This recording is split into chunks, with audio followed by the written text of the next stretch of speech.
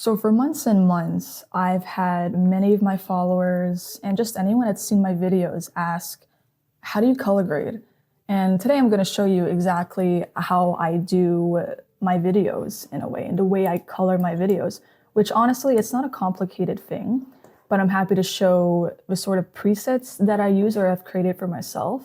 And even if you do not use this program, which I'll just let you guys know, I do use the Adobe program, so I use Premiere Pro to edit all of my videos.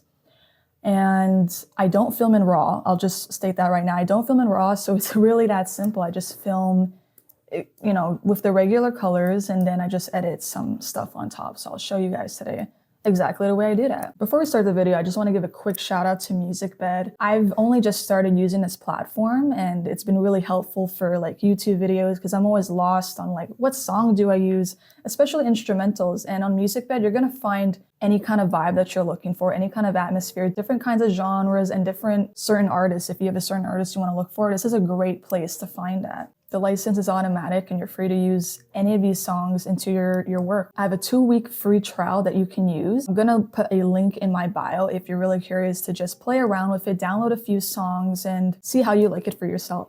So let's use this clip. I really liked this clip. I would recommend to really play with light when you are capturing your stuff. If you are filming in nature, get really good lighting, even though you can work with gloomy lighting, when I'm working with gloomy lighting, I like to use cool tones. If you're working with very like a lot of daylight, a lot of sunlight, do like warmer tones to really get that kind of like dreamy effect. So yeah, so let's get a clip here. This is exactly the way I actually edit my reels. So I like to set it and you'll see it kind of already looks pretty similar to my videos, right? So I already have it like on an existing setting that I use majority of the time to keep a cohesiveness to all of my videos. I'll show you the exact settings that I have. So if you're using Premiere Pro, this is exactly the way I have, just like the general, this is an adjustment layer. So I like to decrease the contrast a bit and it makes it softer, which I like. Highlights are a little bit decreased. Shadows, I like to raise the shadows a little bit. For whites, I just decrease it a bit again to get that softness. I really like to achieve a softness to my work. If you do use Premiere Pro, you could take a look at, these are the settings I use. If you want to use the exact settings, go ahead.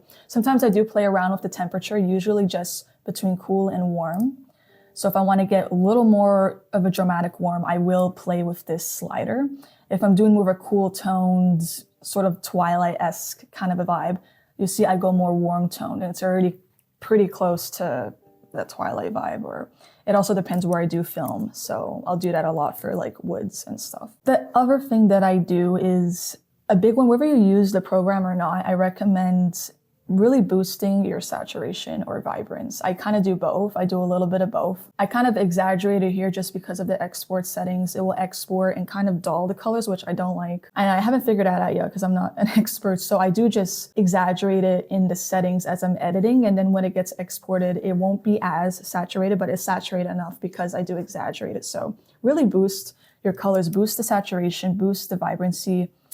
Even if you do film in log and you do all your color grade and your color correction, boost the colors. That's really how you're gonna get like these really, really nice colors here that I have. For each video, I kind of just play around with these depending what I wanna do.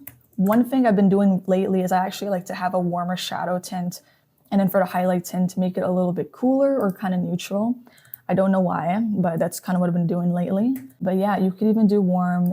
In general, it's all really nice.